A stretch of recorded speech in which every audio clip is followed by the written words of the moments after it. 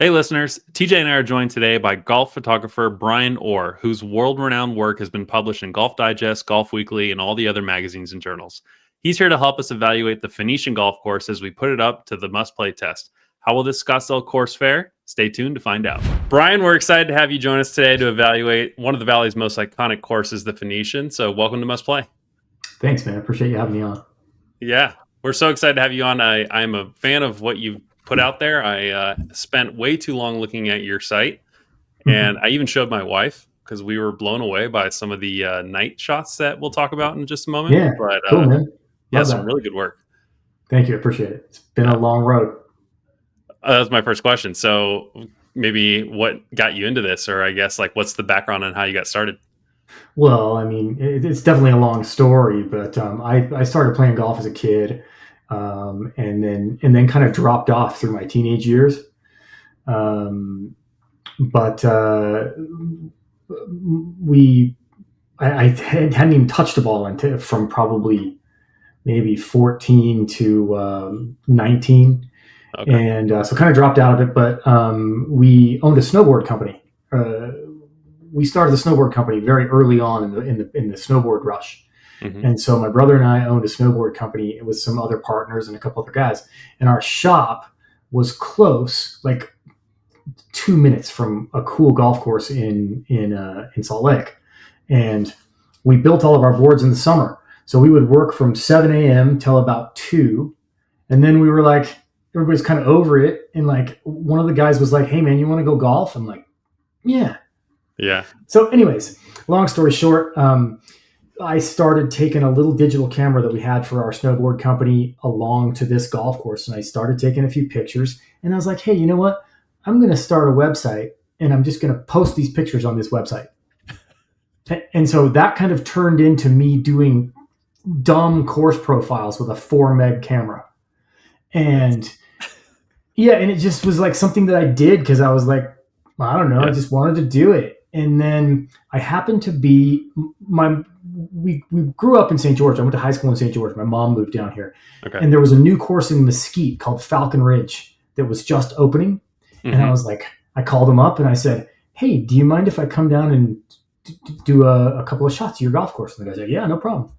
So anyways, I go shoot a couple of shots for this, and they turned out, I mean, I look back at them now and they're awful.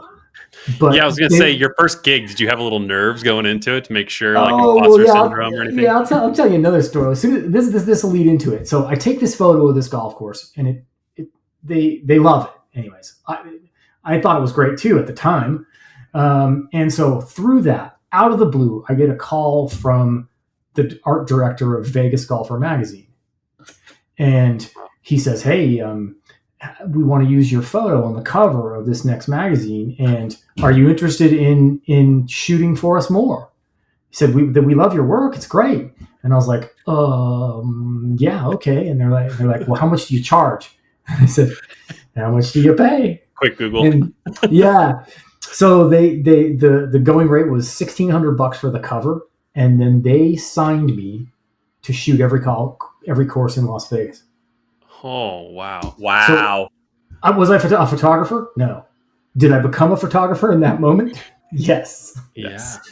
Yeah. So it was just one of those things where like I just started doing, and it just happened to pan out. I loved it. I always loved being on the golf course, like early and late, playing golf at that time. And then I always loved like the compositions of what you would see in those kinds of light. And that's kind of where everything came from. So through all of that, I gained a ton of experience and better equipment and a little bit of cash flow. And the funny thing, the story, it's good to go back to your point there. What was my first gig? So I get that deal through Vegas Golfer magazine, and the first 3 courses they have me shoot are Rio Seco, Cascada, and Bears Best. And so, I mean, talk about pressure. Tell me you didn't take that same camera to those courses. No, I had a different camera. I had a new camera. Yeah, and it was a much better camera, but it still was like, it was a Sony R1, which was like kind of a mid, it's all I could afford. It was like kind of a mid-level, but it was a nice camera and it was good enough. And that's really all I needed. They loved how it worked, and my pictures got way better through all of that. But I show up to the first gig at Rio Seco, and I'm nervous as hell. And so they give me a cart, and it's early in the morning, and I haven't seen the golf course yet. And I start going backwards down the golf course, which is a bad thing to do because cart paths are not designed to go backwards. Mm-hmm. So, anyways, I'm coming down this hill, and I'm looking at this hole, and all of a sudden I turned down 16, and I don't even know what happened. I turned left on 16, the cart kept going, and it smashed into the wall. Boom! The whole front tires go bing. The cart explodes, and my camera goes flying, and I go flying out and break my pinky. Oh my God. It was terrible.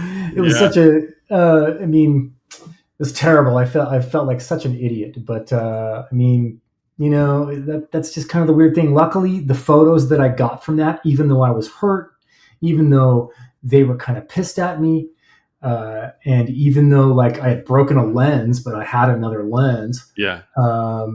The photos I got there were great. Like they were really good. They were like, wow, these are the best we've ever seen of this golf course. And so they kind of forgave me.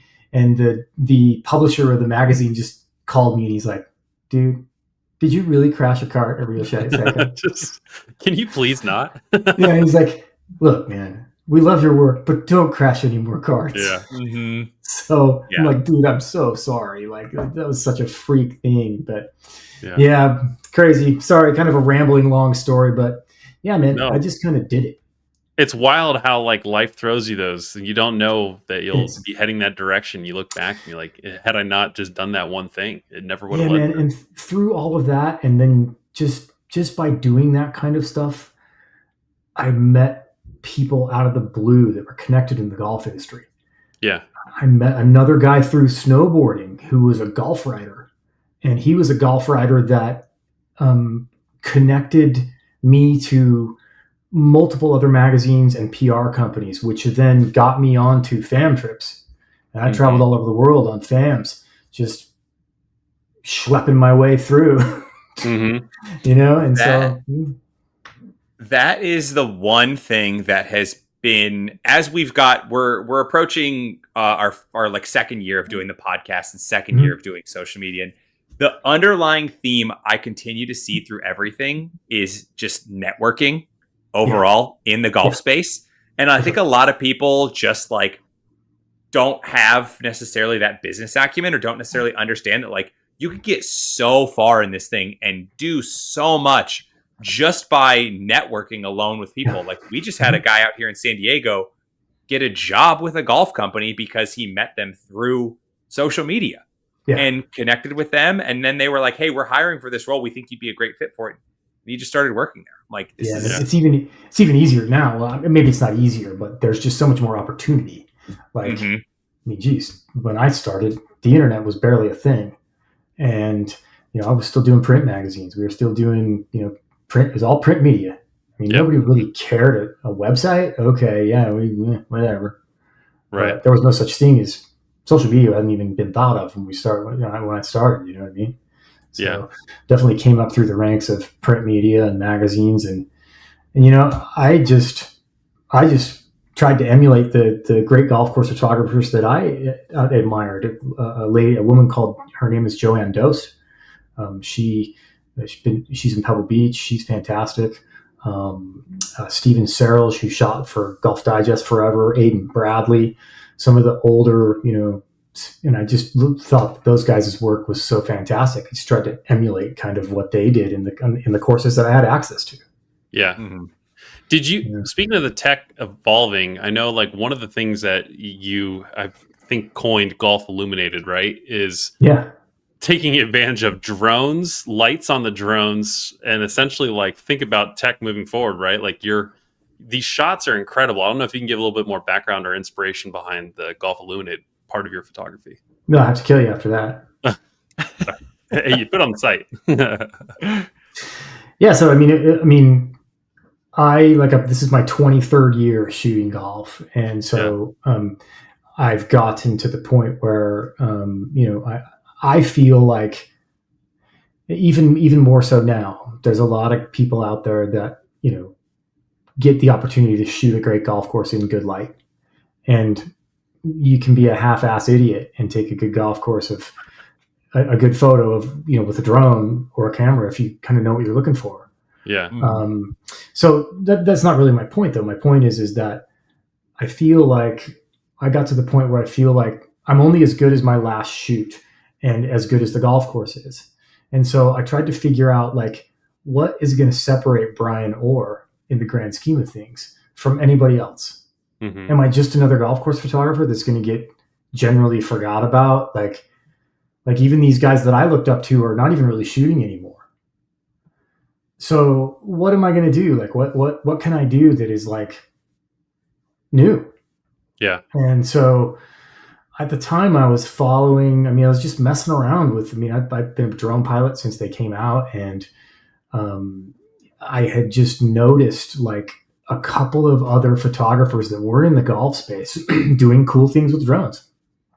And so I was like, hey, I think I could do this. I have no idea if I can or I can't. And I just went out one night, rigged up a bunch of stuff, and tried it. And yeah, the first couple of times were jacked up and kind of scary. And I think I even crashed the drone the first time I tried it because, it's dark. You can't see. The camera doesn't pick up, and it's not like you can see. Right. So like, and it just has been trial and error on that. Now I've gotten pretty darn good at it, and I've got a pretty good like idea of, even before it gets dark, I know I've picked a spot. I know where I'm going to shoot it from. I know what I want it to look like. But yeah, they've become really, really cool. I think that the problem now is that everybody thinks it's AI. Because they don't quite know what they're looking at. Mm-hmm. Like even you guys, probably when you first saw it, you're like, what the hell is that? Like, wait a minute, that's a golf hole that's at night. And so a lot of people think that it is AI, and I just have to be like, well, no, it's all done photographically. And that's my thing. I'm going to try and do a book out of it, and I've been trying to collect enough of them to make a cool book. Nice. Yeah. Cool. The AI piece is a bigger discussion. I think that's coming for more than just photography. That's everywhere right now. It's just coming for all of photography. Yeah. It's just so like easy to like make some great looking photo without even doing it. But there's something to be said for innovating. How much more can you innovate in the golf space? I really don't know what's possible. I feel like that might be me doing that. Nobody's ever done anything like that. Right. I've done it in some insane places too. Like we did a couple of holes at Bandon. I done TPC down Zante Bay, at Cabo. Yeah. I bought a bunch of just crazy golf holes that like you can't. It's not like you guys couldn't call up one of the golf courses and be like, "Hey, we're going to go out on your golf course at 11 o'clock at night and we're going to shoot a hole." They'd be like, "Wait a minute." Yeah. So it's been fun to do, and the courses are starting to catch on. Like I've gotten hired now specifically because the course was like, dude, your night work is amazing. We got to do that. I saw the Quivera, and I saw I don't know if it's Dunsante Bay or another one that you had done, but obviously like the cliffs on the ocean or a green at Quivera, like right there, it's incredible to see. Yeah. I'm always curious. We talked to Scott Brooks. I don't know if you know him, PNW. I do. Photography. Yeah. I met Scott in St. Lucia. Oh, really? For Cabot? Yeah. Nice. Yeah. And he was like, it's funny because he was like super stoked that I was going to come, and he didn't know that I was going to be there. And he was working at the golf course, and he was like, "No way, you're Brian Oar?" I'm like, yeah. And he's like, "Dude, your work's amazing." And I even thought his work's great. Oh, his work's amazing, and I adore that part of the country that he does a lot of his work in. So it's Did he move back to the States? Because he was living in St. Lucia for a while. Yeah, he's in Portland. Yeah. Oh, cool. Yeah, we had him on to do Elk Ridge, one of the courses along the Columbia River, which we were talking about golden hour and all those things as well. But I was curious. So, like, are there things that are maybe a little more subtle or unobvious than a cliffside on the ocean or a rock feature in a desert course. Something that makes a course maybe photograph well, but people wouldn't think that's a natural thing to look for. Like, for example, I sometimes when I see courses that have unique pin flags or something that just brings out the course amongst the noise, is there anything else that you think when you come to a course and you see that, you're like, ooh, that might shoot really well? There's a lot that goes into that. I mean, it depends on the architectural design and the landscape around the golf course. I mean, if it's a tree-lined course, what are you going to get? You're going to get trees. Right. So what else are you going to look at? There better be something interesting to look at in terms of like bunkering or shape or, some other aspect of like, architectural design points that, make it an interesting shot. Nobody wants to see a straight fairway, 2 kidney bunkers, and a green. Yeah.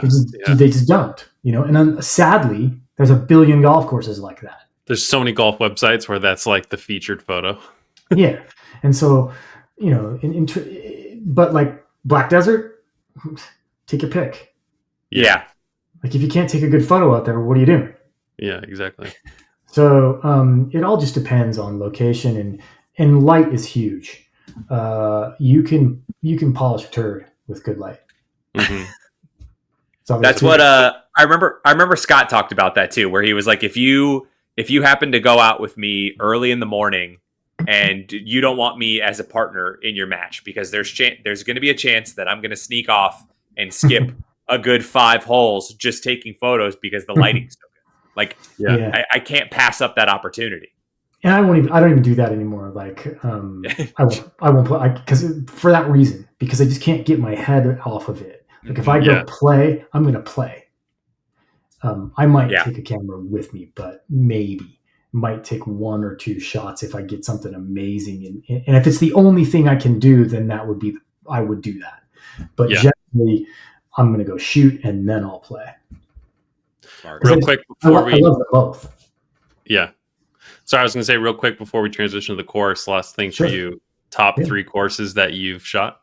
Oh my gosh. I knew I'd get this question. So I live right next to Black Desert and Sand Hollow. That's a good one. But I get a little bit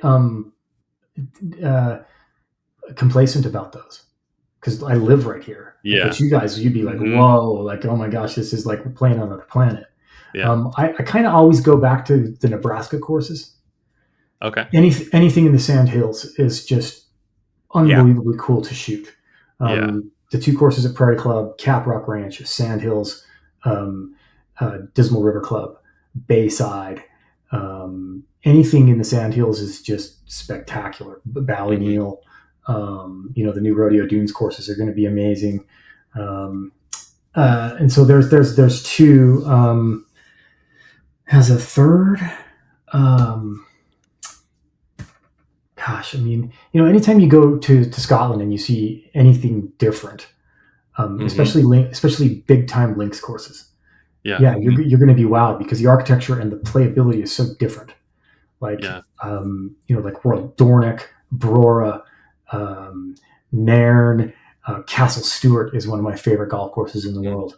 Kingsbarns is absolutely incredible, and it's just such different golf. Like it's so. Those kinds of links courses are so tricky. I mean, it's not American golf. It just does not play like that. Oh, I mean, so I got another one too. I mean, get the 2 courses at Gamble Sands now are 2 of my favorites in the world. Tobacco Road is one of my favorite places. Have you played Scarecrow yet up there? Yep, a bunch of times. How is it? We were supposed to go, but we wound up not doing the trip. Amazing. Totally different than the other golf course. But yet still incredibly fun. There's holes that will kick your ass, and there's holes that will give you eagle opportunities. Yeah. And that's what they're all about. They want you to have an easy bogey, but a very difficult birdie. And that's kind of like a good way to do it. Yeah. If you hit 2 good shots, you could have shot at eagle, but it's not going to punish you beyond, unless obviously you can make a golf hole hard in a park, but it just depends on what you're dealt, Yeah. Well, he's also such a good architect. He makes putter seem like an interesting choice, even from like 40 yards off the green on a lot of his courses. Or like bump and run 7-iron. Yeah, yeah, everywhere. yeah. It's just so much fun to play shots like that, and that's why I said Scotland, because you're playing such different linksy golf. Like I played strictly hickories for 12 years. What? Yeah, As your main bag? Yeah, all pre 1920. No shit. Yeah, and so sorry. This I swear this podcast is about Phoenician. Yeah, sorry, we'll get into that. Yeah. We'll get there. We're getting there'll be time. There's timestamps and chapters for that stuff. Yeah. Me and my friends had played hickories for 12 years exclusively. Wow. And so when you play hickories, you're not playing an aerial attack game. No, not at all. You're playing try to find center of the face. You're playing position. You're playing good contact, and you're playing running shots. That's all there is to it. What we were talking about, I don't know if you've ever heard of Goat Hill up in Oceanside, fun track. But to break the course record there, I think, TJ, don't you have to play hickories in order to compete for the record? Yeah, the course record has to be completed on hickories. So that's awesome. I didn't know that. You've got out here in San Diego, you have the guys from Power Built are out here. So you get a lot of those guys who still play the old Power Built hickory stuff. Trevor Larson of Larson Golf Co., I think, just shot his career low out at Rams, which is also very similar links-ish style golf. Yeah. And he shot his career low on hickories. Like, cool. And he has 2 bags, and he shot his career low on hickories. And I was like, yeah, Rams is the same type of golf course that you talk about there, where it's high risk, high reward, where you can play position and have good looks at eagles out there. Yeah, and that golf course is like that too. Yeah, if you don't get it super windy and you get a good swing deal, you can score on that golf course. And playing hickories, power doesn't work in hickories. It helps, but you're not out there swinging out of your shoes. You're out there swinging 70% and just trying to, manage your way around the golf course, and because power doesn't really work. Yeah. Okay, I think it's time to transition back to the desert here. Before we do, though, we actually have a new sponsor for Must Play, Devereaux Golf, who we're going to hear from right now. Yeah, so I just wanted to take a quick second to thank our new sponsor of the podcast, Devereaux Golf. They're an Arizona-based, family-owned golf apparel and accessories company that Sean and I have been huge fans of from afar, but now we're excited to be officially partnered with. They're going to be sponsoring us. We're going to be wearing them on the podcast. They're going to be giving all of you guys a 20% off discount code for the foreseeable future. So you're going to head over to devereauxgolf.com. I'm going to spell it out for you. It's a little tough. It's DEVEREUX golf.com and use code FAIRWAGERS20 to get 20% off your order today. All right, let's transition over to today's course, the Phoenician, which is an iconic course here in Scottsdale, Arizona. TJ, I kind of want to start with you. You grew up around Scottsdale just like myself. I'm curious for you, maybe not back to your first time playing it, but like what comes to mind when you think about the Phoenician? I mean, first and foremost, it hits you right in the teeth. It's got a great practice facility. I can't remember if it's the actual pyramids of balls or the wooden baskets of balls, but if you have me right away as soon as you're going to give me free range balls and not charge me. I very also distinctly remember when I picked up game the first time around in my life, the game of golf, and I would sneak out to the range at the Phoenician to go hit balls because I knew that they were free, and I knew that it was far enough away from like the clubhouse and the pro shop that you could park your car kind of by the back side of the parking garage and kind of just walk over there. And then you always had this fake story in the back of your head that if somebody came over and asked you, you'd be like, oh yeah, no, I'm in room 347. We're staying here with my family. I just wanted to come down, beat some balls, But, I mean, also, it's just outside of the practice facility. I guess there's always like the allure of this full 18-hole golf course that just sits in the middle of the Paradise Valley Scottsdale border. As a native growing up there, the amount of times you hike Camelback Mountain and look down upon the golf course, and you're like, oh man, there's like a golf course like kind of carved into this mountainside here. Like this is super cool. Like it's a super cool place for a golf course. The same kind of goes for Mountain Shadows to a little lesser extent, but the Phoenician is a full 18-hole par 72 golf course that is just in the side of the mountain that's in the side of the city. So it kind of just wows you from that aspect, just right off the top of the bat. And it definitely showcases that on some of the holes as well. Those are initial things that really like jump out out there. Yeah, typically the courses carved in a mountain are private, so being able to play a hole that you can see from the top is a bonus. Yeah, I'm trying to think of another one that's really like public accessible that like is right on the mountains. Like, no, you do any of the North Scottsdale ones, and besides, maybe Troon or somewhere else like True, I was going to say Troon a little bit, not like on the side of the mountain. Yeah, not on the side of the mountain. Sorry, man, my dogs just keep going in and out. Okay, you're gonna have to just cut this. Come on in, dude. What's the dog's name? His name is Magnus, and he's a very insecure Aussie. Oh, Magnus! Great name for a dog. He's a good boy. Yeah. So how about you, Brian? Any like pros and cons or like highlights for you that come to mind? For Phoenician? Yeah.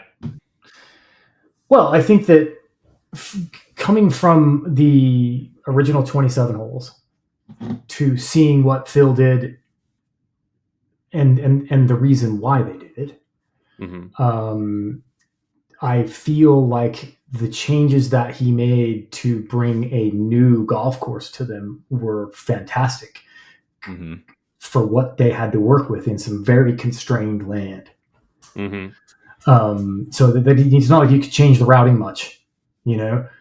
I'm trying to, you remember those holes. What do you think was the reason he did it? You kind of alluded to it. The reason why they did it? Yeah, from 27 down to 18 again. Well, I mean, money. Yeah, exactly. Because they were building residences and all those new long-term. I don't know how much money of real estate they've sold along those holes, but it's got to be a lot. I didn't know if you had like some altruist like reason that they were trying to go for continuity on the course or something like that, because that's how they bill it. I bet there's probably some longer answer, but I mean, the hotel obviously was a key point to it. And I just don't think that a 27-hole golf course really like gains you anything. It all it does is create work and on very valuable land that I don't know, man. At the time, they were only charging max green fee was maybe $120, maybe $150 max. Yeah, I remember getting like a pretty decent deal back in the day playing all 3 nines, and it was like $75 in May where it's a little warm, and I was like, this is crazy to think that I'm playing the Phoenician for under 100. Yeah, so the money, like they weren't like killing it on the golf course. Not to mention they had high maintenance costs and water. Like water is an issue. Like so. I almost think that water might be the biggest component to that. And they were probably looking at it going, hey, Phil, give us a land plan that and tell us how much we can make.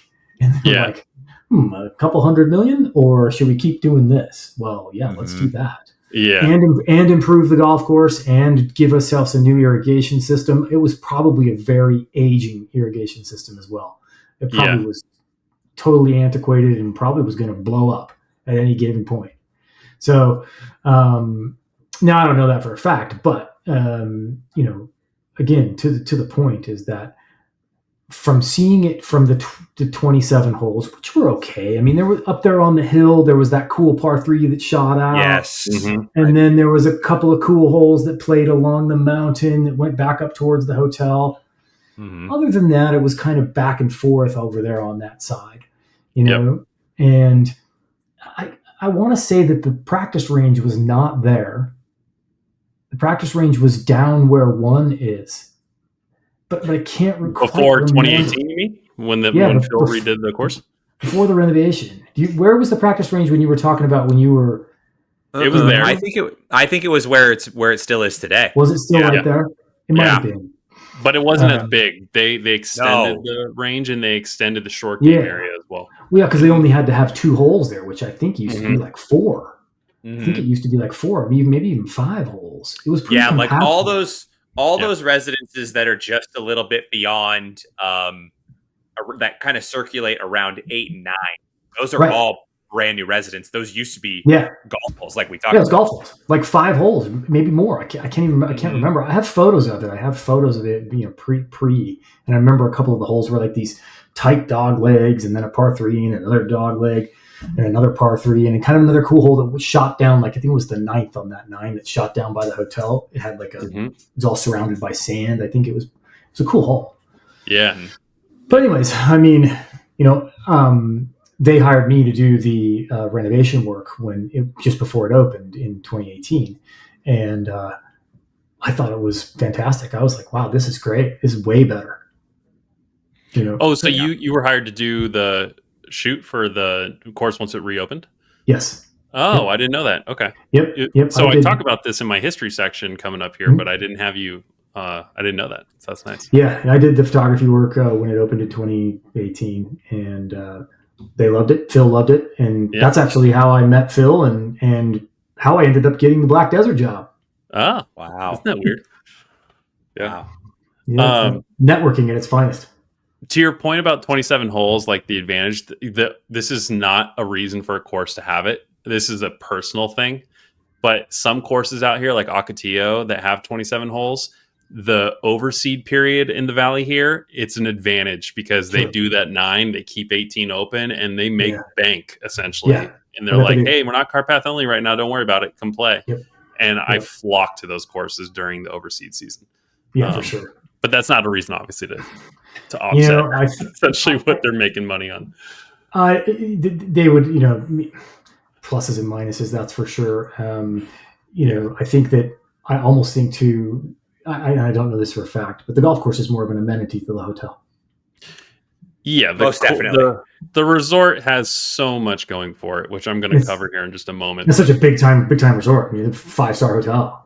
Oh, it's hosted. It is that too. Presidents, celebrities. Yeah. It's luxury, right in the middle of town.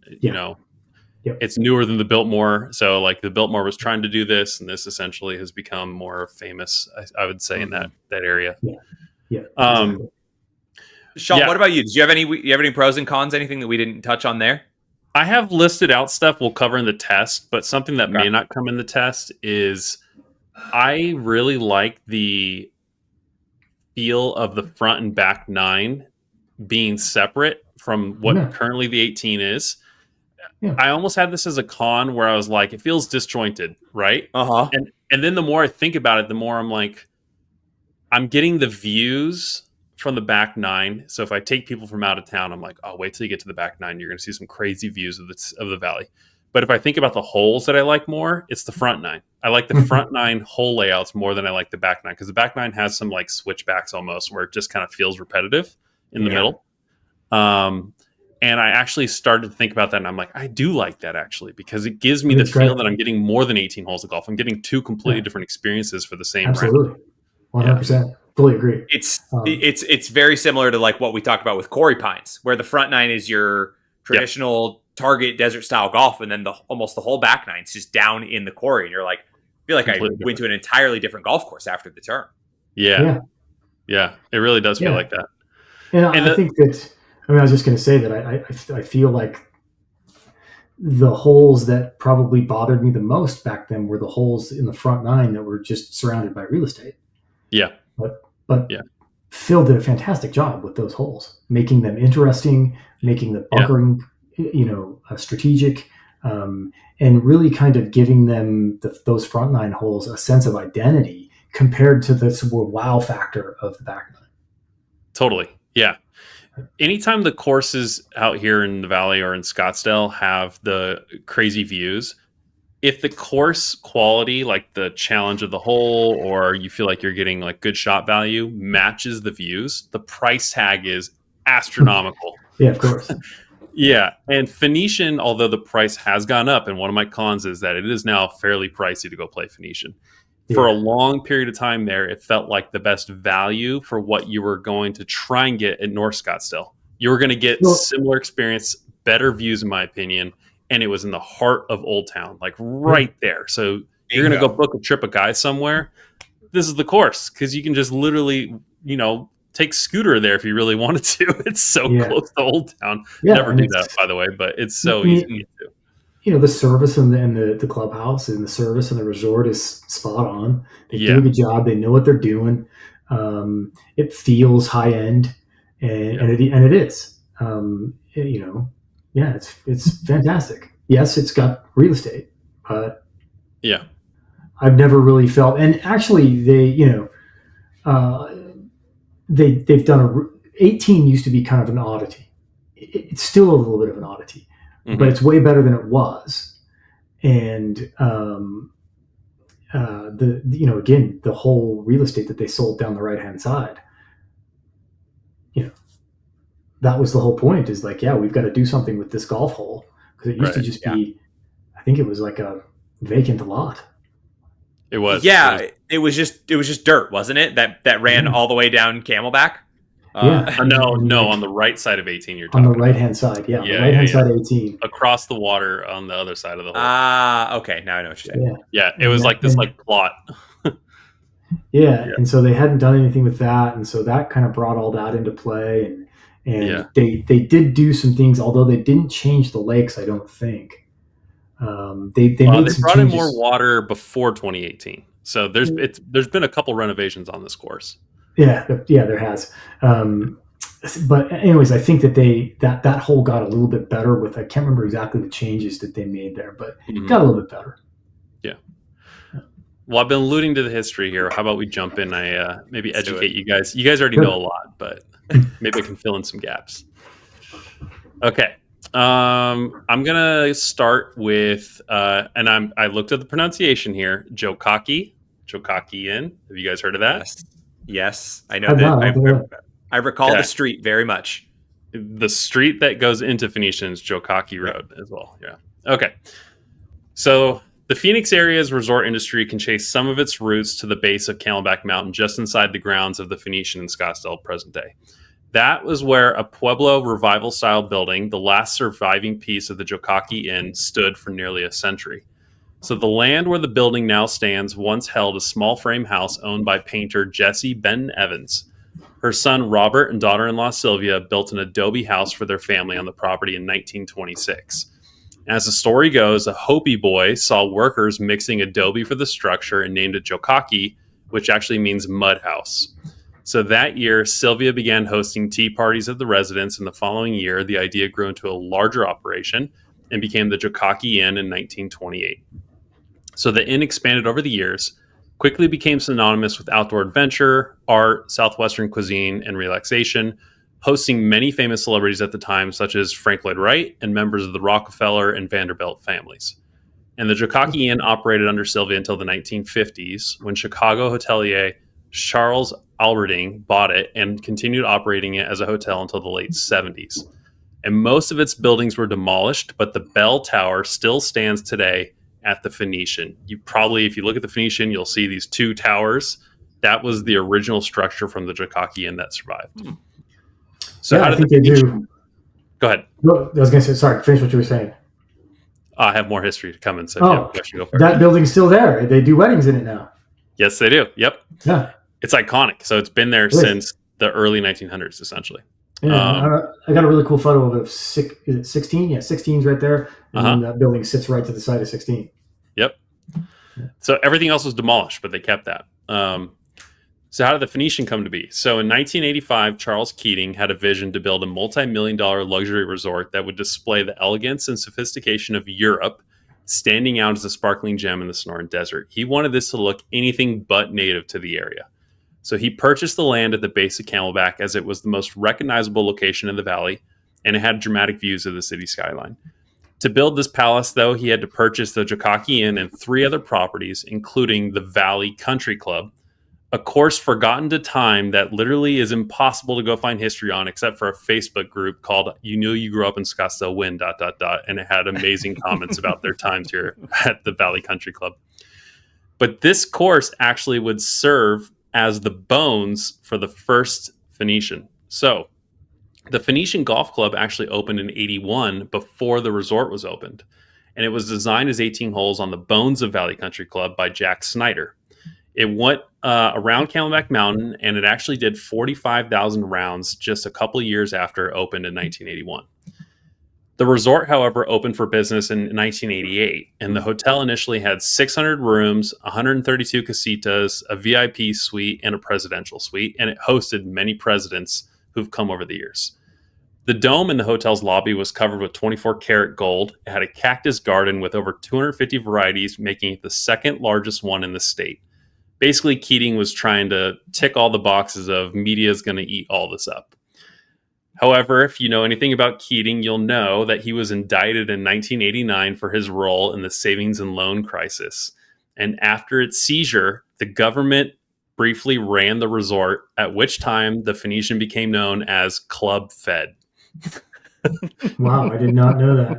Interesting. Quiz time for you here, TJ. What other Arizona course we've reviewed on Must Play was liquidated and sold as a result of Keating's scandal? Oh, was it Greyhawk? No, it was Corey Pines. It was Corey? No way. It was Corey Pines. Corey Pines and Phoenician at the exact same time basically got turned over to the Fed. Wow. Wild, right? Many other stuff, too.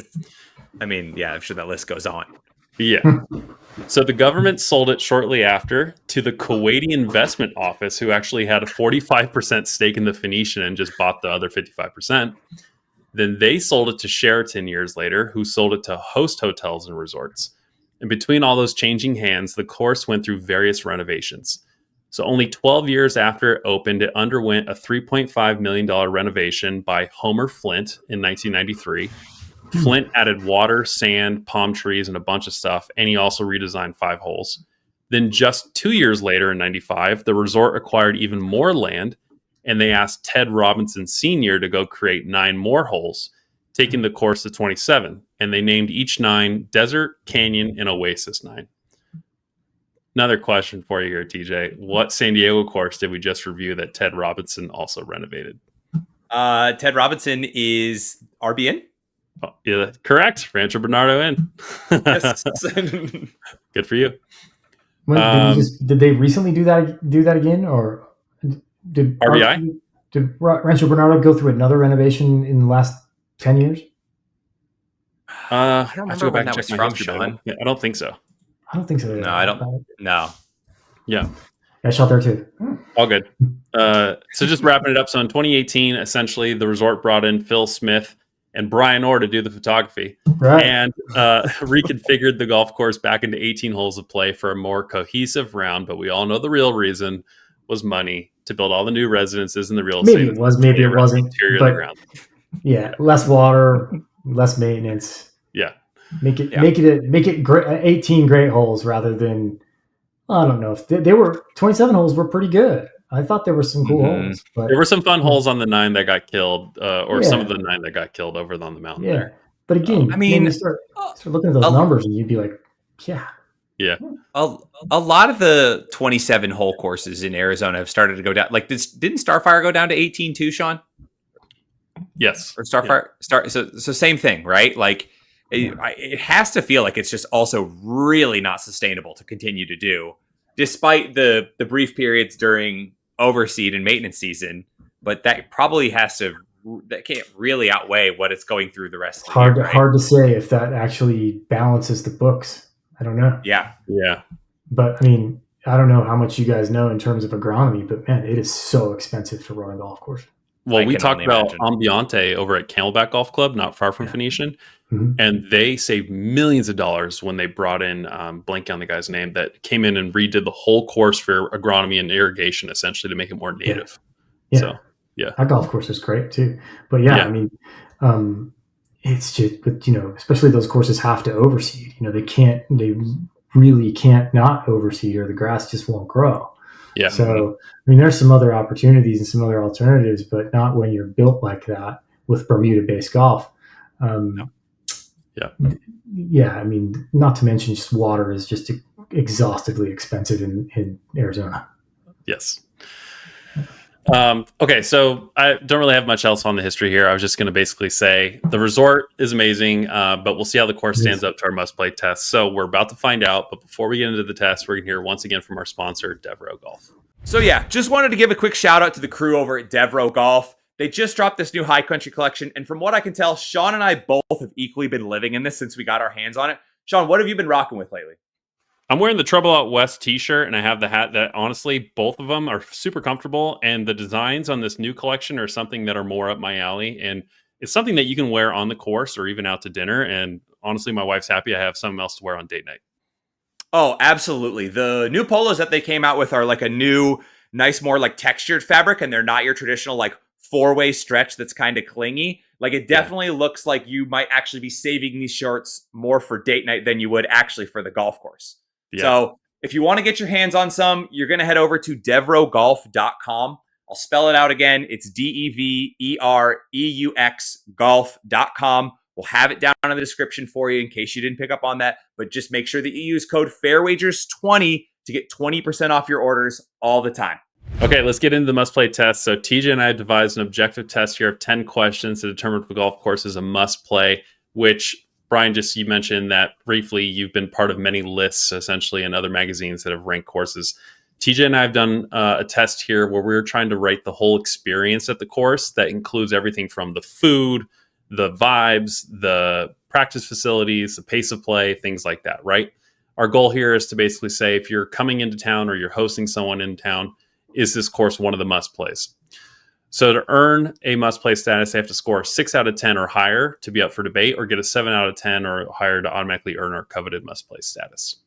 Okay. So question 1, the Augusta test. Is this course easy to get a tee time on? Does it have a straightforward booking process, and are there times available the week of your intended play? Now, I'll start with this answer here, TJ, because I'm still living out here locally. I can get on here as a twosome. I don't look as a foursome that often, but as a twosome, I can still find a time generally the same week of play. However, I'm going to pay a pretty penny for that time, right? And we'll talk about price in just a little bit in the test, but I think that has to do with the availability. I just think that you look at this price and then you look at courses around and you're like, there's some other options out here, and maybe that's why there's still some tee times. We've talked about this ad nauseum before, where a lot of times if you pass the Augusta test, you fail the next test on the price of the course, and sometimes they are almost directly correlated. There's a ton of availability because the price is unjustified or too much for what it is. The one thing I will say, actually, I'll leave that for the next part. So yeah, I do think they're correlated. I think I had the Augusta test as a pass. It looks like I have it as a pass. It's like on. I looked at Saturday for this week, and you can pretty much book during any hour on Saturday at tee time. So like that's near impossible here in San Diego any weekend of the year, let alone Arizona. Really high quality, for a good quality golf course. Mm-hmm. For a really good golf course too. That's the thing, is that generally with courses that are this nice or this highly coveted, the availability is a little dry. But for here on a Saturday, you could play at 7:30, 9:30, 11:30, 2:30. Like it was all there. Yeah. Brian, do you want to weigh in? Are you a pass or a fail for this one, or do you want to defer? Well, I mean, I would personally say that it's probably a solid hidden gem for sure. Like, just like you're saying, you can get a tee time. It's not crazy expensive. Yeah. The golf is good. The playing conditions after overseed are always spot on. Mm-hmm. Their overseed, every overseed I've seen from them is pretty darn good, especially by late October and early November. They're coming out of it right now. If I had a bone to pick with conditions, is that their greens are generally slower than others in the valley, but that's because they let it grow longer, and then you essentially get deeper into the season, you get really fast greens. Yeah, I guess I should say they do come out in November, huh? They go down in October. Mm-hmm. Yeah. I'm used to Vegas and Mesquite where they close in September, but you guys are about a month later. Yeah. So I do think that it's absolutely would pass. Now I also will say that, and I don't know how much you guys know in terms of like operations side, but most of the golf courses, and I'm not positive on the Phoenician, but I would almost assume that they've gone to the dynamic model, to where for pricing, rates increase based upon availability. Yeah. I'm pretty sure. Are they managed by Troon still? I'm not. Yes. As far as I know, Troon does dynamic. So if we want to we'll say pass on the Augusta test. 1-for-1 pass on Augusta. Yeah. Let's jump into bang for buck, because I was looking at it. They have Troon access on there. So if you, which like we talk about the test and we talk about people coming in, booking from out of town. You might start to get people who do have the Troon access card just because of how much Troon is managing Sure. at this point. So your buddies might save 40% on their tee time when they come out here, right? True. So if you can get it at that 40% off, it's an absolute steal. When I looked for Saturday, prime time, like 9:30 tee time, was $271. Twilight was like $165 on a Saturday. On a Saturday. I mean, good Lord, I'm going to say that's pretty average. That's sad. It's sad that sounds average to me. It's pretty average.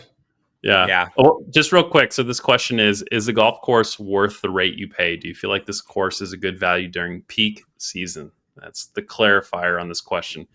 Let's just say peak season, I'm going to go ahead and say give it another month before we're flooded with the snowbirds. Okay. Yeah. They're already coming in, but let's just call it later on.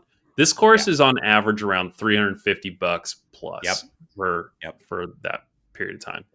And then I'm not even talking about Phoenix Open week. That's a whole other beast, right? But no, before Phoenix count. Open, like November, December, January, it's $350 around there. Yeah. Again, associated with is it a Ritz-Carlton hotel or is it it's Host Hotels. I think or Marriott might technically own it now. Marriott does. I think it's a signature. Who owns it? Oh, well, either way, it's a 5-star hotel, and so you're not going to a 5-star hotel with a golf course attached to it and seeing some low green fee in season. Yeah. We're just waiting for TJ to Google real quick to confirm I was right. No, you're still right. Host Hotels.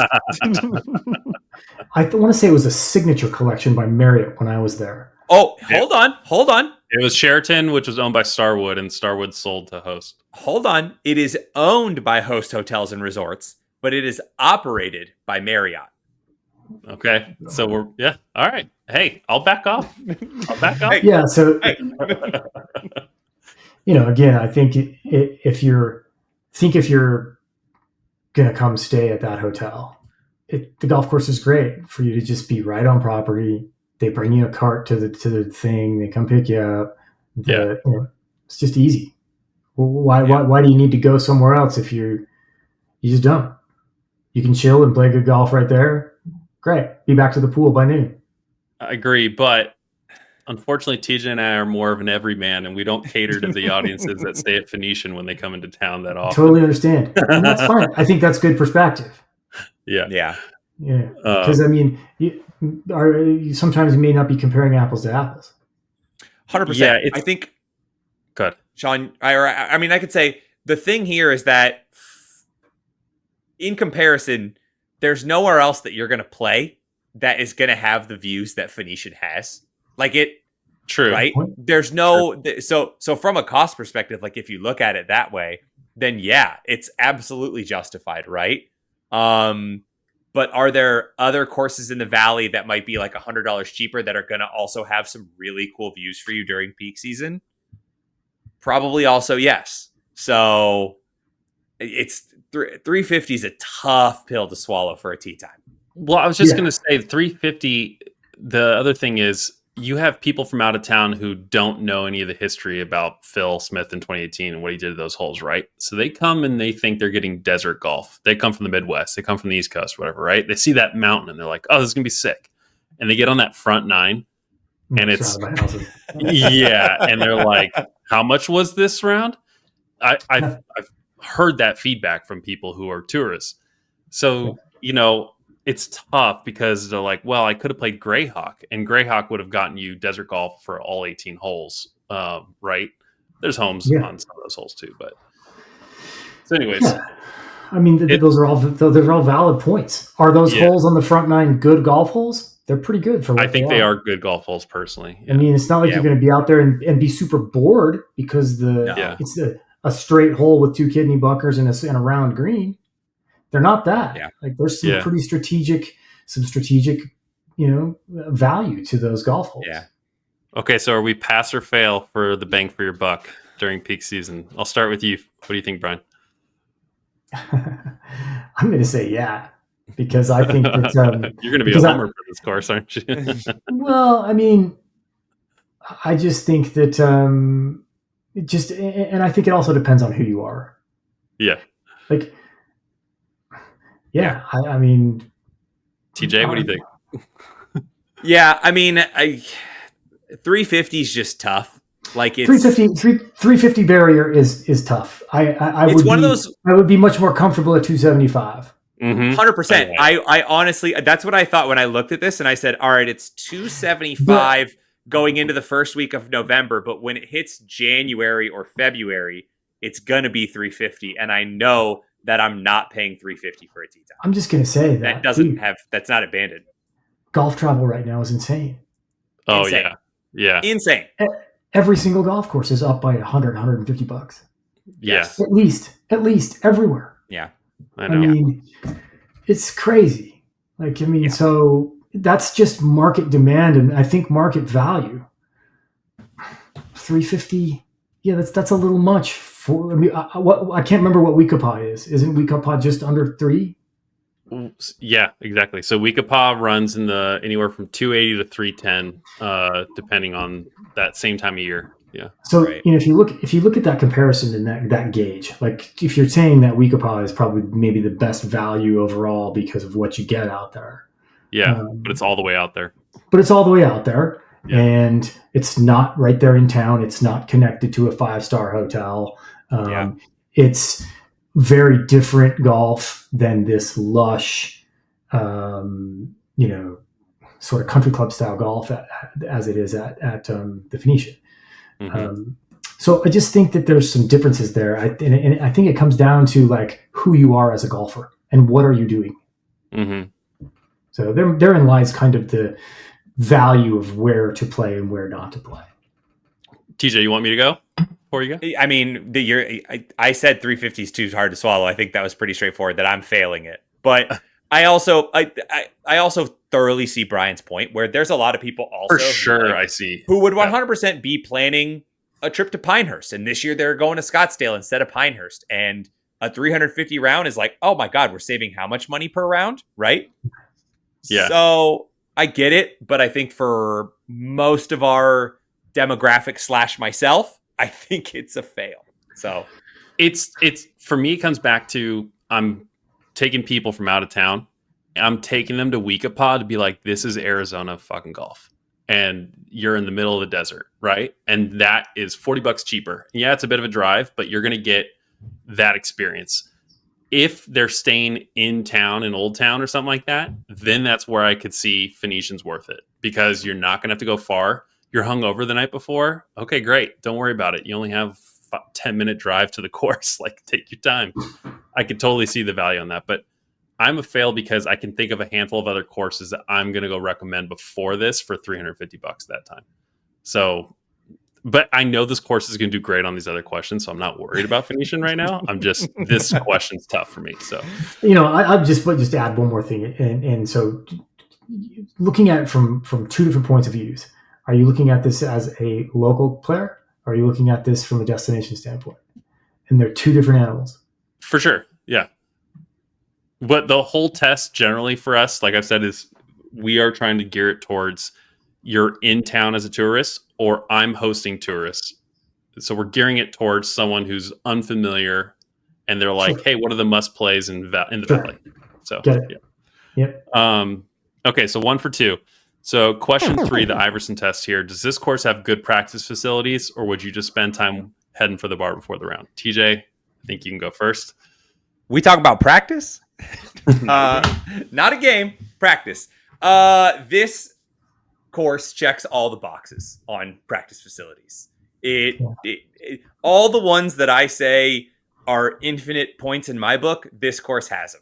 Good short game area, dedicated putting green next to the first tee, good size range, no mats, free balls. Like the only slight that I think this range has against it is it's a little bit of a drive from the first tee and the pro shop. But other than that, like I can't see many other reasons why this wouldn't pass with like exceedingly flying colors. Yeah. This is one of the practice facilities where you're telling guys to get here early because you're going to enjoy I think when we played, was that this year that we played, or was it last year? It was this year. It was last year? Oh yeah, it was like August or September last year, right? Mm-hmm. And yeah, I think I got to the course like 2.5 hours early. Well, you're obnoxiously early to golf. Well, also you know that I'm gonna do the full tour of the pro shop. I'm gonna try and uncover every nook and cranny within the pro shop. For me, I mean, so here's the thing that I didn't even like talk about.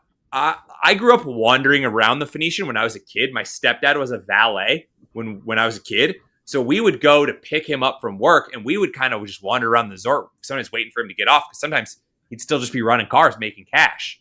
So, I love the idea of the Phoenician, because for me, it was only like the place that my stepdad worked at. It was never a place I got to like go and experience. So, for me to be playing that day and to get to go back, and then also knowing that like we're going to cover it someday on the podcast, it's a little bit sentimental, and I want to make sure I have time to take it all in.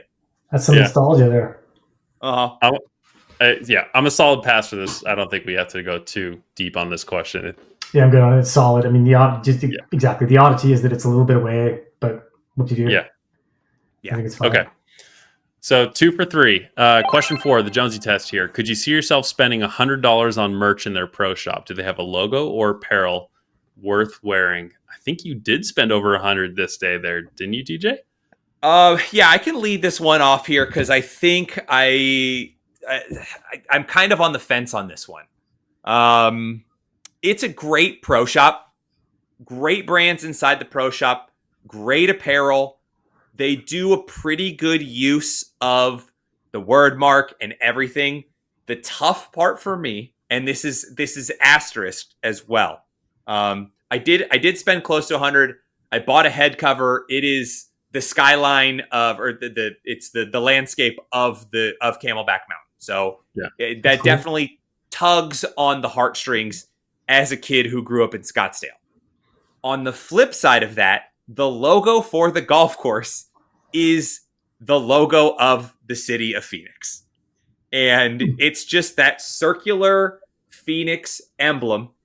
Yeah. And in my brain, as a native Phoenician, the logo is not anything special in my brain, because I've seen it on the side of a million cop cars and on street signs and everywhere. So I know it's probably not the logo to the T, but they are so incredibly similar that that's all I can see in my brain. Are you looking it up, Sean?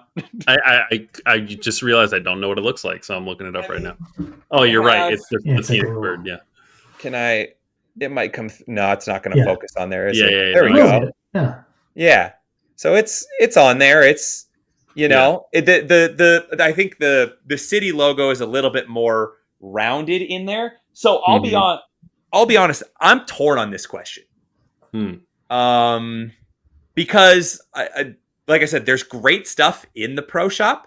And like you said, I don't buy a head cover at every golf course that I go to. I have to like the semblance, but to me, I bought the head cover because I like the aspect of the landscape of Camelback Mountain, and it's an homage to my home versus the logo itself. Yeah. Well, Brian, just real quick. So this question we put in here because on these golf trips or when people are in town, they love to usually commemorate the trip at one of the courses. So we include this to say, like, is this one of the courses you're going to go buy something to commemorate that trip? Is it memorable enough to buy something from a golf club? Right. Yeah. So I'm on, but this may be the only critique. I would say I'm probably a no, unless I'm a big t-shirt guy. Unless they had a t-shirt with just that on it. Interesting. Not a golf polo, a t-shirt. No. Yeah, a t-shirt. A t-shirt with that center right there. So that I might buy that. But I'd probably only be in on it maybe if it was any more than, depending on the quality of the shirt, if it was any more than $50, I'd probably be in on it. Yeah. So he's not getting up to the 100 anyway. No. Yeah. Probably not. Not unless there was...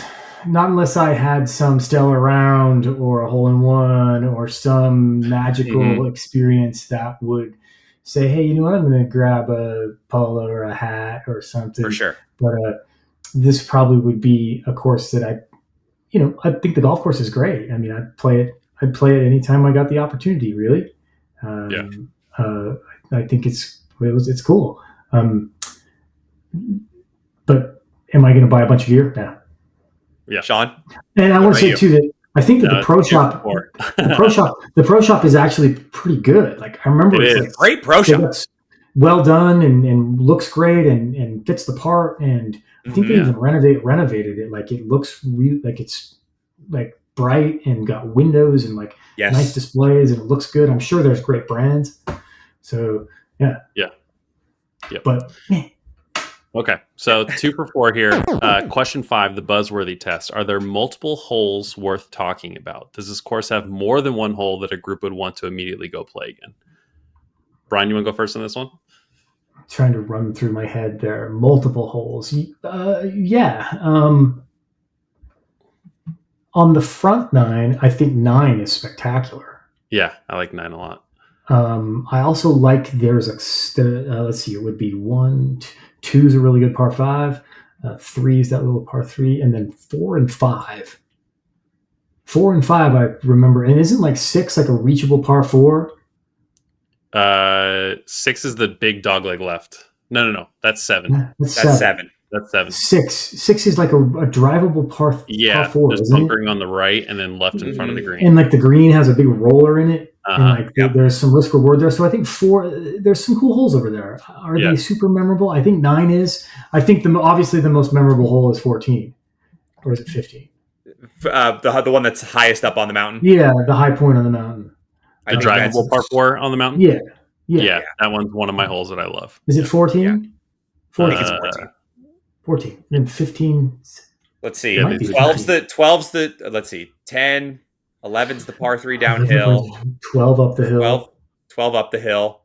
So it might be 13 because you drive. 13. It's 13. Yeah. Well, you're right. It's 13. Then you come back. Yep. So yeah, 13 is great. I think that little, even though it's like even that little section right there is kind of compact, and if you blast one high right, you're on another fairway. Mm-hmm. I still feel like they're good individual holes, and like those changed quite a bit. Like the turf reduction and the native around it when Phil redid all of that was way better than it was before. Oh yeah, yeah. And I think that I'd probably say that for me there would probably be 2, possibly 3 holes that are like the talk about holes that are like, hey, that's a great golf hole. Like it's really good. Yeah. 16's a good golf hole. 17's a cool par 3. 17's a great par 3. I actually love 17. I have a really funny memory from 17. If you want to hear just real quick, I played in the JPGA at the Phoenician. That was like our championship course. Mm-hmm. I sprayed a ball so far into traffic on whatever that street is. That's Camelback. Yeah, I guess it's Camelback, right? And so I re-teed and I sprayed it again, and it hit a car the second time. And I just literally put my stuff. I was done. I just didn't want to finish 18. I was so embarrassed because I was like, there was like the scorekeepers with us. It's terrible. I know. Terrible. And randomly, I was with Bob Brenly's son, Mike Brenly. If you know who Bob Brenly is, the manager of the Diamondbacks when they won the World Series. Yeah. We got picked up by Bob Brenly after they won the World Series. He was like, "How'd you do?" Wow. I hit a car. I sprayed it on 17 in a car. So, what was the criteria to pass or fail? I think we're past here. It's basically, are there more than one hole that you think are buzzworthy or people want to play again? And the answer is absolutely. Yes. So. Absolutely. Yeah, 100%. I'd love to get out there and replay 10 again and not try and hit a ball into my face. Yeah.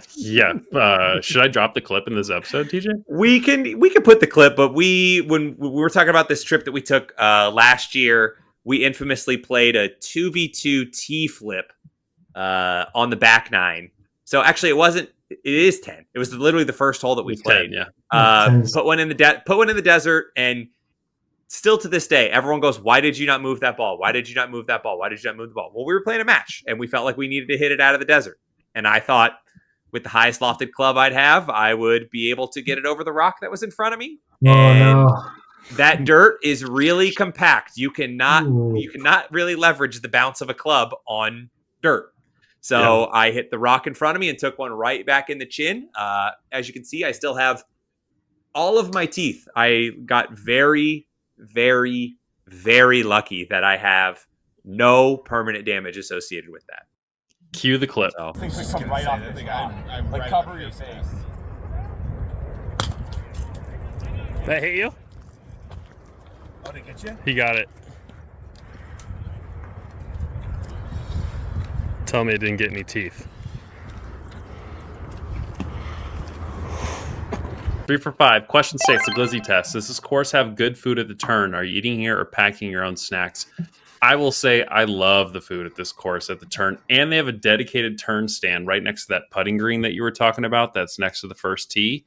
Makes it really easy. You don't have to go into a restaurant that's part of like a hotel. You don't have to go upstairs to that other restaurant if you want to. They have it right there. The only drawback is that they don't have stuff ready to go sometimes. So you wind up waiting for them to make whatever you want. And then I think this even happened to you guys when we played that one day, that you had to wait and then catch up to the group. So this isn't what happened to, that's not what happened to us. What happened to us was they closed that turn stand at a fairly early hour. I read a handful of reviews on Google about it as well, about people saying that we drove past the turn at 2:30 and the turn stand was already closed. So what happened was when we drove by and we were playing, I wouldn't say that we were playing Twilight, but we were playing Twilight-ish. So we made the turn probably after 2:30, but it was late summer, early fall.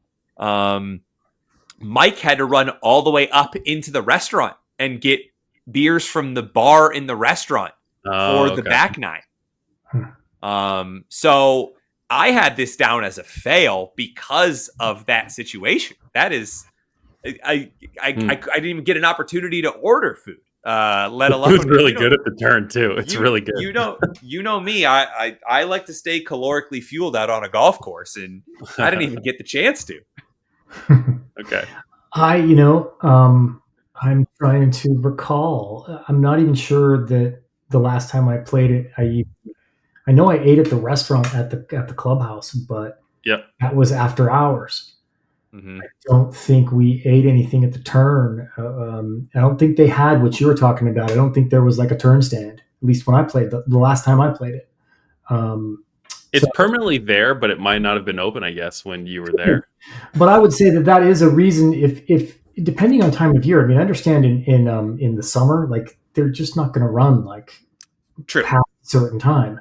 Now, peak season, I would say, man, you got to run that thing at least until the twilight, rounds come through or whatever. But, that's a challenge. Staffing the F&B on a golf course is always tough. Just having that forecasting, but now they probably do a little bit better, I would say, because they might have a little bit better idea of how many players they can expect, at least, at least a week out or 5 days out or something. I don't know. Yeah. I gotta kind of pass on this one though, because I don't know if I have a pass or fail on it. I mean, the food that I had at the clubhouse, I recall was good. So if you're a pass and TJ's a fail and I'm a pass, then it's a fail because we need at least 2 passes. So it's a fail. All right. So we are 3 for 6 here. So question 7, the Marshall test. Does this course have a decent pace of play? Can you rely on a relatively quick round here if you have somewhere to be after? Again, I get lucky when I do what I do. I get to play the golf. I get to play the golf course, and usually times where pace of play is not an issue. Right. But I'll be honest. I would say that if you take a twilight round there, you're probably waiting. You might get some people who are on vacation, kind of kicking around, taking their time. It's a token staple of playing a resort course, right? Is that you get people who are from out of town, who have no care in the world. They're playing with a set of rentals at a course they've never played before, right? Yep. And maybe they're a 30 handicap too. Yeah, but maybe have a golf course podcast and you're a 30 handicap. That's true. Right. I guarantee you there is. I will say on the pace though, here's the counter is that here's the counter: is that question one, the Augusta test about, is it easy to get tee time on? I think plays into this because there are gaps in the time sometimes when I'm play here. But it's not like every 9 minutes is a group going out. Do they run 9-minute tee times? I think they run 10-minute tee time. They run 10. Yeah, 10-minute tee times. Yeah, which everything was even 0. Should be fine. That should be decent pace of play. I mean, you guys tell me. I don't think would seem to me with Troon's a reputation of time par. They are a management company that prides themselves on 420 at the outside. I was going to say, so you'll see a Marshall on this course. I've always seen a Marshall here. He's checking on stuff. I have had rounds here go pretty quick in the morning, especially. And I'm a pass on this question. I think it does really well on this. I've seen people online complain about it, but honestly, every course has complaints about pace of play. And when I think about Phoenician, I don't think about like, oh, this is going to suck. Like, especially where it's located too, I know that I can get in and out relatively quickly. I don't have to tell the wife I'll be back in 8 hours. Like, it's going to be generally an okay round. Yeah. Now the other dog's coming in. Uh-huh. Come on in. All right, there's Bandit. TJ, your pass? Yeah, I mean, I recall that when we played, there was no issues whatsoever. So that's pretty much there. I kind of looked.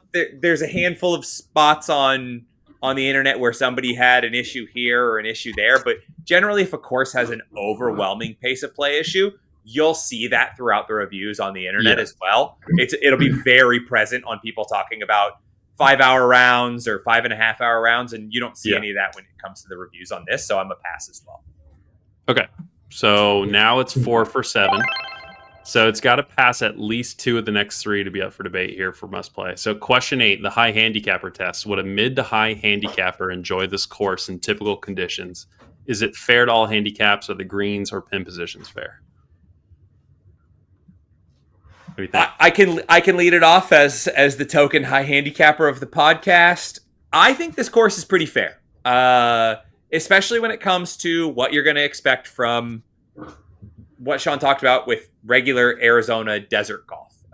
If you're going to go pay that $300 to go play Weekopaw, you're probably going to lose somewhere between 6 and 12 balls. Here you could probably be a high handicap and probably get away with somewhere between 4 to 6 balls, depending upon how many you maybe put in a few people's backyards. But there's a lot of those holes that kind of run back and forth down the hills on the back nine, or you might just be in another fairway, or you might be in the kind of deserty the deserty area between the 2 holes.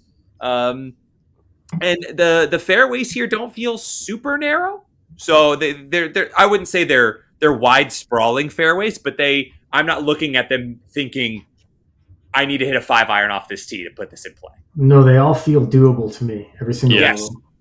And so let me just as a gauge, what's your handicap? I'm a 24 right now. Okay. All right. So that's a good gauge. I mean, that's a good gauge of a player and a good point of saying that you feel like that you're good to go there. And so, I mean, I would say, and I also think that even a better player it all comes back to the correct tees, I think, too. True. I don't know what it plays to from the back. It's probably not super long just because of the land constraint. But, I feel like even a better player would enjoy the golf course. I love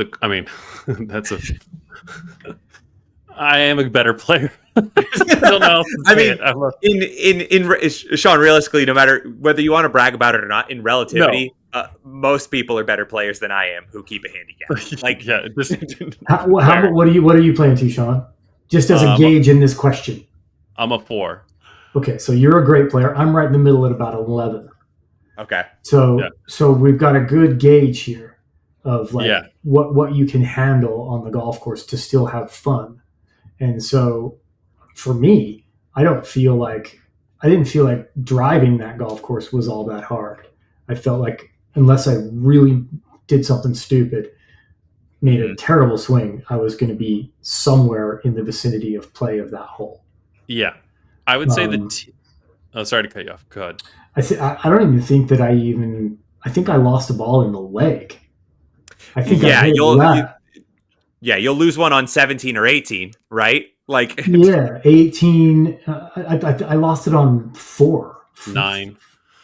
9's Nine. tough. 9. Yeah, I've hooked a ball into the lake on 9, and then I also Yeah. hooked a ball into the lake on 4. Yeah. I Oh, don't yeah, think there's that one on 4. I don't think Yeah. the teeth of this course is off the tee necessarily, although No. there are some shots that can be intimidating. I think it's the tiered greens. The greens have sometimes 3 tiers or sometimes a bowl Right. or something else going on. Right. And a lot of courses out in the valley, by default, I'll always just say, don't go long. Try and play just short of the pin because a lot of greens slope back to front. And Phoenician has back to front greens, but it also has some that are absolutely flat from your approach, but they have these weird things going on in the middle. And so, depending on where the pin is that day, you're like, hey, I actually don't want to leave a super long iron into this green. If I can get down there a little bit and have a wedge in or something else, I'll be in much better shape because I'm not going to be like trying to traverse this entire green. So, for a player with a better handicap, if you are making it down there, you're finding this to be exciting. Like, it tickles my brain because I'm like, oh, I'm going to leave this on this shelf, or I'm going to leave this just right here. Yeah, that's cool. And so I enjoy that about Phoenician quite a bit. But this is high handicapper test, so TJ enjoys it too, which is the real thing. Yeah, I mean, I enjoy it. There's not a ton of room to go long on a lot of the holes, just because of the routing is so tight through a lot of the houses are up against the mountain. So yeah. And then, like you said, you run into a little bit around the greens. So if you are, we talk about this all the time when we talk about this question: is what makes you a high handicapper? Is it your short game? Are you terrible off the tee? So I mean, if you're not a super confident putter, you could realistically have a bad time out here and be like, oh, I hit a green in regulation and then I 4-putted and now I'm pissed because I have a double. But I think, like, from an optic standpoint and building confidence and going from tee to green and letting that filter out into the rest of the game, it's an absolute pass. Yeah. Okay. Yeah, I would say it's got to be pretty friendly. Yeah. Okay, so we're 5 for 8. Question 9, the vibes test. Is this course worth staying at post round? Do they have a good restaurant or patio scene? So in 2018, they added that restaurant above the pro shop up there, and that restaurant is sick. I love that restaurant quite a bit. Tavern? Yes, the food is really good there. Drinks are good. Not a lot of courses do this, but one time I played there and I didn't have my coffee in the morning and I was craving coffee, and courses generally have just the pot of coffee. And she's like, oh, what do you want, honey? I got cold brew. I got an espresso machine. And I was like, dear God, thank you. I was so happy. I was like, that just raised a point in my book. But like, it's right there. And it's such a cool little, like, you go up the spiral staircase up to the top and then they got TVs up there and stuff. And it's a fun place to go hang out after. There's no, like, there is a patio in front of the turnstand, but no one's ever down there. It's always the restaurant that people are going up to if they're hanging out. Yeah. Well, no, and then there's a nice patio associated with that restaurant as well. That kind of pops out and overlooks. Yeah, just outside the windows right there. There's like a one row tables. Yeah. Yeah. So you get that. That was great. Yeah. Yeah. The only thing that would potentially deter it away from being a pass for me would be the golf course's proximity to Old Town Scottsdale. Yeah, I knew you were going to say that options in Old Town that you're going to go to. I mean, we've talked about it on the podcast with other golf courses that are centrally located to the hubs of downtown areas or popular parts of the city. But I digress. Like, they've done a really good job in trying really hard to keep you here at the golf course and eat at this restaurant. And I'll add a little piece to that, and that's good to know, especially from a different aspect. I stayed at the hotel. So when you come back to the hotel, the lobby bar at the hotel is phenomenal. It's fantastic. And I think all 4 nights I stayed there was a band playing in the lobby. So, like, first of all, epic people watching. Oh yeah, that's a was great place to go do that. It was like star-studded event, like just like you could just sit there and just be like, wow, like on many levels. But the food I got from the bar was top notch. The service was great. The cocktails were great. The entertainment of it was great. So if you're just chilling at the hotel, yeah.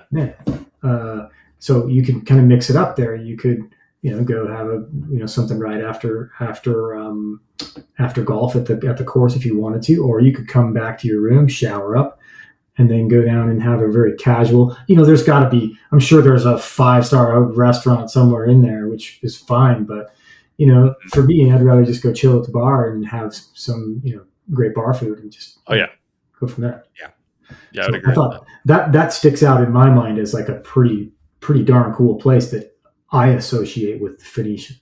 Yeah, especially I'm assuming you traveled by yourself, but like when I do solo business travel, the lobby bar hits every time. Yes, so absolutely. I mean, also, so here's another aspect of it is if you were on a golf trip with your wife or another couple, like, and if your wife played or she didn't play, like my wife would come with me and she would play one day, but she probably wouldn't play the next day. She would go to the spa. Yeah. Mm-hmm. So like, there's options. I mean, it's a pretty nice hotel for that kind of stuff. Yes, pricey too, but I mean, some people want that 5-star luxury resort experience when they go on a trip like that. Yeah. A lot of people like to go on a trip and never leave the place that they're staying at. And this is absolutely a place where you can do that. Yeah. Yep. Agreed. All right. So 6 for 9. So if it passes the next one, it's officially must play, not even a debate. Yeah. So question 10, the dime a dozen test. Is this course unique to the area, or could you get this golf experience somewhere else on your trip or visit? What do you think? For me, this is a pass. Number one, and I'm gonna preface this that there's definitely some home cooking here. There's definitely a little home cooking that comes into all this, but you're not gonna play any other golf course that's gonna be up on Camelback Mountain. Number one. Number two, unless you decide to go hike a mountain, you're not gonna get the views of the city anywhere else that you're gonna get from this golf course. Mm-hmm. Number three, if you are staying in Old Town, there is only a handful of full par 72 golf courses that you can play that are within 15-minute Ubers of wherever you're staying if you're staying in Old Town. Yeah. So for those reasons, and then throw in the golf course itself, throw in the practice facilities, that it's not just exactly. Throw in the resort if you happen to be staying at the resort. Like if that's like Brian said, it comes down to who the customer is, right? If you happen to be that customer, or if you and your boys happen to be those kinds of guys who want to do it at the resort and live it up and say, hey, we're gonna run back to the room, shower real quick, meet you at the lobby bar, we'll have a drink there, and then we'll go have dinner at the tavern, and then we'll go to Old Town after this. I can't ask for much more. I like that, and that's not even just home cooking. That's like from a trip perspective, like that's all you want on a boys golf trip, right? That's all you want when you come from out of town. So for me, it's a pass, but I've said my piece. Brian, go ahead. So I think there's a couple points to make here.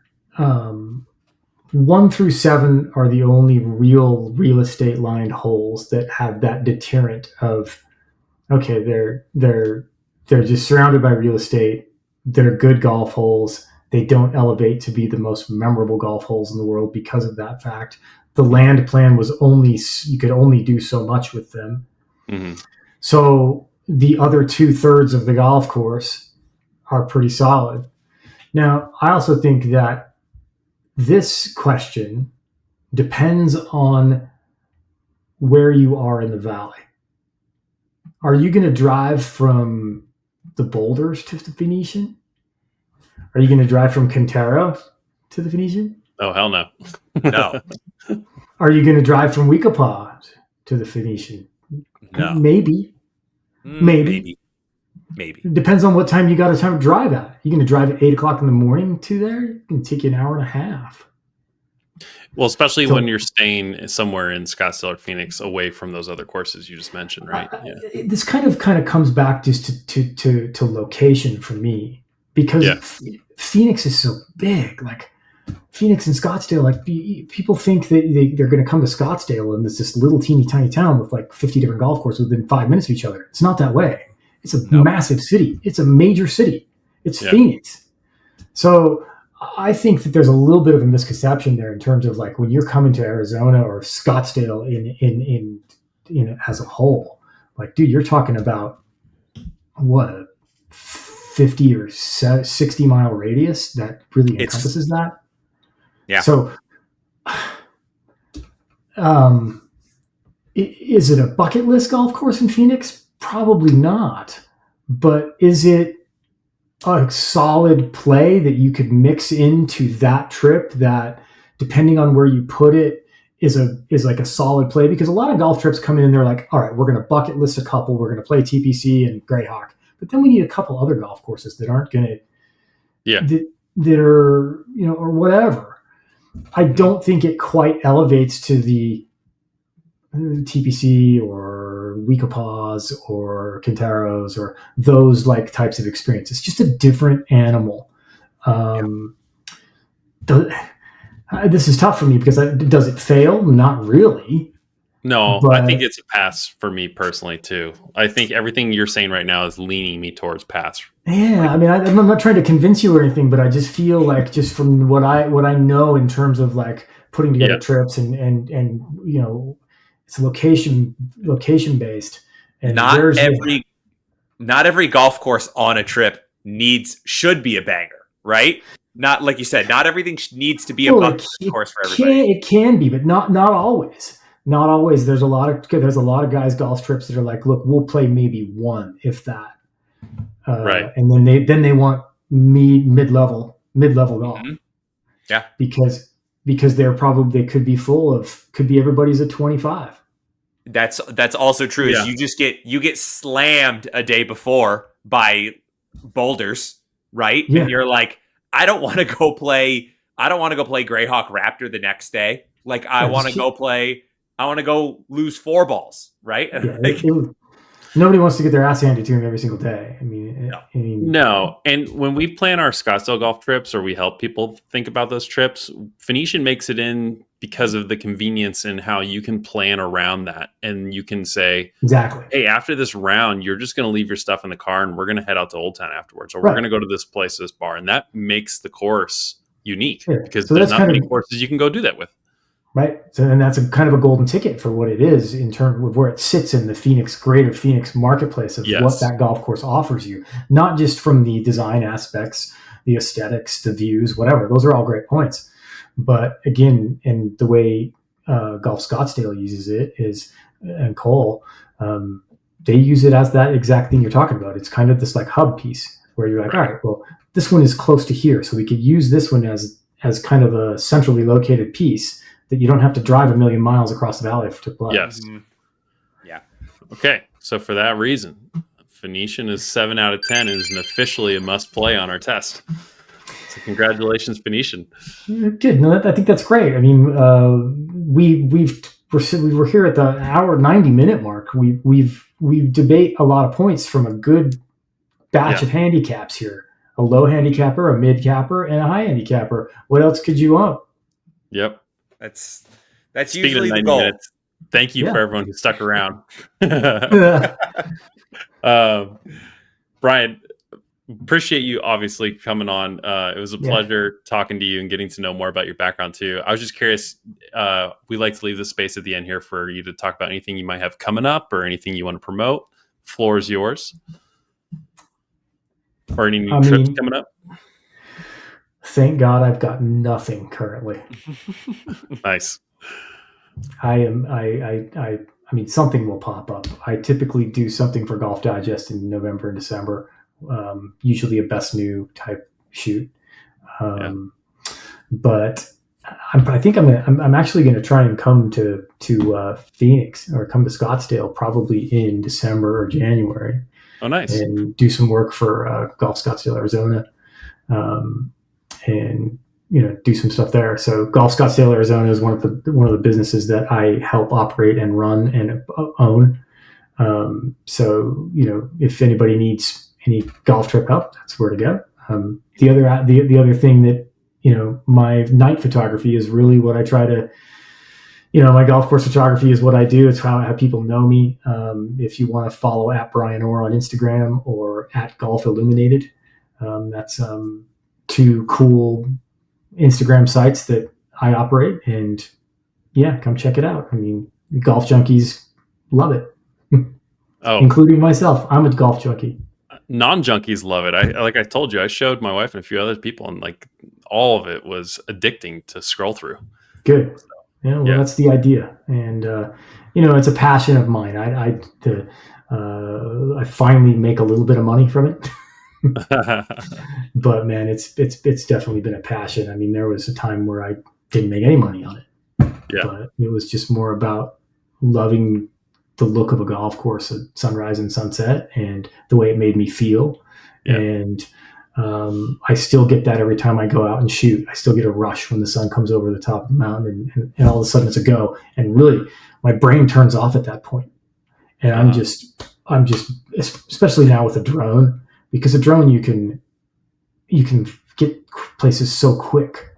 Mm-hmm. Right. Like you can fly from end to end. You can get to places super fast. So like you can get some awesome work done with a drone now, which has been cool to do over the past 15 years. Yeah. Very cool. Any chance, are you doing rodeo dunes by any chance, or is that Haven't had the opportunity to do that. Obviously they're essentially abandoned property. They've got 5 million people that ask them to shoot every single day. Yeah. Am I going to go out there at some point? Probably. I try to these days I try to take stuff that is worth it to do. I mean, I've been 23 years into this. I try not to go places that are across the country that aren't for the right money. I did that for a long time, and I just I've got too many other things to do now, and I've been doing a lot of work for the company that owns Black Desert. They have other golf properties in the country. And so they hire me to do high-end properties. Like they got a Tiger Woods course in Park City that I'll be shooting in the spring. Oh, nice. They have another property in Telluride. They have another property in Virginia. So I've been doing a ton of work for them, and it's just good work on good golf courses that I'm motivated to be like, wow, I got to come out here and just get some smoking hot shots. Yeah. So I can spend some time with it. It's great to go to a place and not have to knock out 50 photos in 2 days. Yeah, you're not just running and gunning. Yeah, and that's really hard to do because you just never know what weather's going to do. You could get totally shut down. Like you could go, like if I fly out east, man, it's so stressful flying east because the weather is just, you don't know what it's going to do. All up and down the coast. Yeah, I mean, you could get rain for 5 straight days, man. And it sucks, and then you're not getting paid, and you're just wasting money. So it's a challenge. These days, I try to do stuff that's cool, and I have 3 or 4 days on property to give it the best look with the weather windows. Yeah. But that's about it, man.